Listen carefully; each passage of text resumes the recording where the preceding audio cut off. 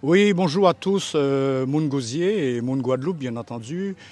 On savent que c'est la rentrée, donc on a fait rentrer en moins pour nous parler des sujets importants.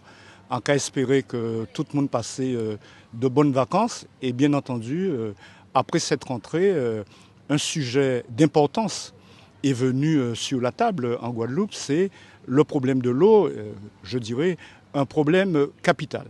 Alors, il est vrai, nous avons eu énormément de réactions, en particulier un certain nombre de pétitions, qui montrent déjà, de par ces pétitions, une démarche véritablement citoyenne.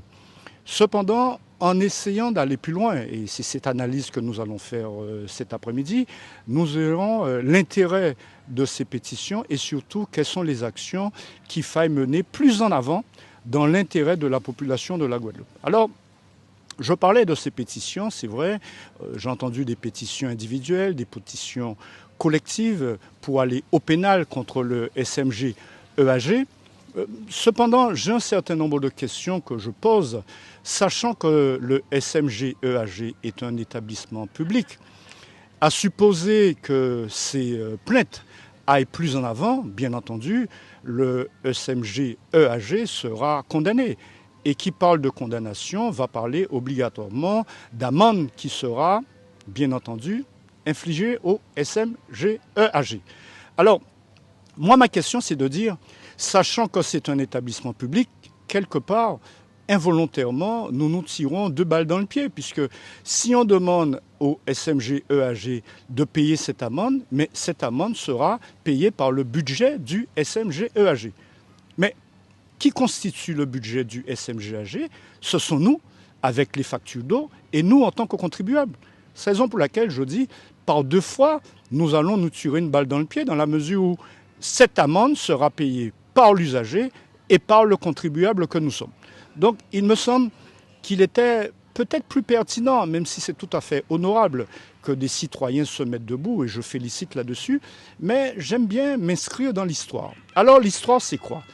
Il ne faut pas oublier quand même, chers amis, du Gosier, mais aussi de la Guadeloupe, parce que cela nous concerne tous. En 2024, une plainte a été déposée contre la France au niveau du Conseil européen des droits sociaux.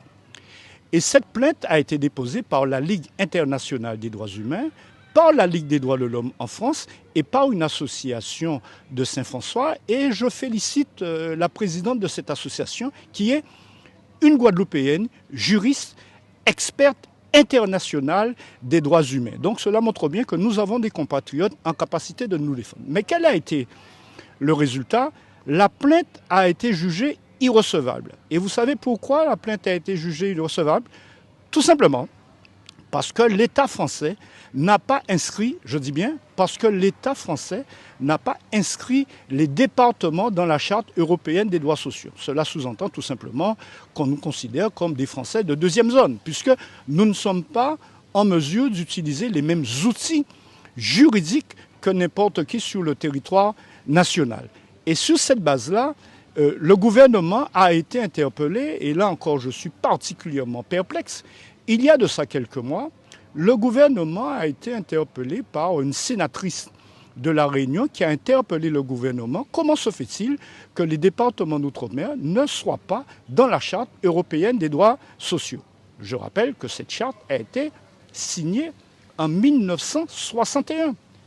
Et quelle a été la réponse du ministre ? Il a simplement dit « il faut simplement faire la demande ». Il y a de quoi tomber sur le derrière. Faire la demande. Et c'est une des raisons où nous avons dit, si la demande doit être faite par nos députés. Et c'est une des raisons où, moi, en tant que président de Moun Gosier, j'ai eu à rencontrer un certain nombre de députés en mars, en avril même 2024, et nous avons mis en place une pétition nationale disant au gouvernement, il faut déclarer les départements d'outre-mer, Martinique et Guadeloupe, car nous sommes des gens bienveillants, pas seulement la Guadeloupe, Martinique et Guadeloupe, en état de catastrophe naturelle express, car le sujet est trop important. Nos collectivités n'ont pas les moyens financiers de pouvoir répondre à cette demande qui est environ de 2 milliards d'euros, à la fois pour l'eau potable, mais n'oublions pas l'assainissement. Donc je répète, le ministre a dit au Sénat en mars 2025, il suffit simplement de faire cette déclaration. Mais cette déclaration doit être faite par nos députés et sénateurs. Et j'ai écrit aux députés et sénateurs sur la base de ma pétition nationale, qui a été la première et la seule pétition qui a été enregistrée à l'Assemblée nationale, au Sénat, au Conseil économique et social. Résultat des courses, aucun député ne m'a répondu, aucun sénateur ne m'a répondu. Et qu'est-ce que nous constatons aujourd'hui ? Je ne voudrais pas être désagréable. À quelques mois des élections, tout le monde se bouscule pour parler de l'eau, alors qu'il suffit simplement de rentrer dans cette dynamique et faire en sorte que le vrai responsable soit identifié. Le vrai responsable, il faut le rappeler, c'est l'État, tout simplement. Donc, il suffit que nous, à travers nos collectivités, nous puissions interpeller l'État pour que l'État remplisse son rôle, comme le demande l'ONU, comme le demande la directive européenne et comme le demande l'article 1er de la Constitution française. Et c'est pour ça que je vous dis, chers amis, il faut aller dans la bonne direction, prendre les bonnes décisions et ne pas prendre une attaque qui nous soit défavorable.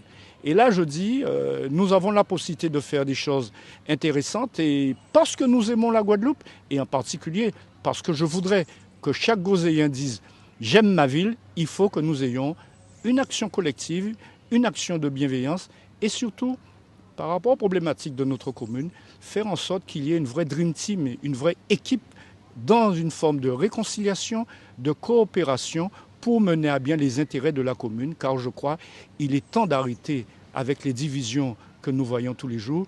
Il est temps d'arrêter avec cette haine. Nous sommes tous des Gozériens et je voudrais que chaque jour, chaque Gozérien puisse dire dorénavant « j'aime ma ville, le Gosier ». Il me paraissait intéressant de vous dire ces quelques mots pour remettre quelque part ce que j'appelle l'église au milieu du village.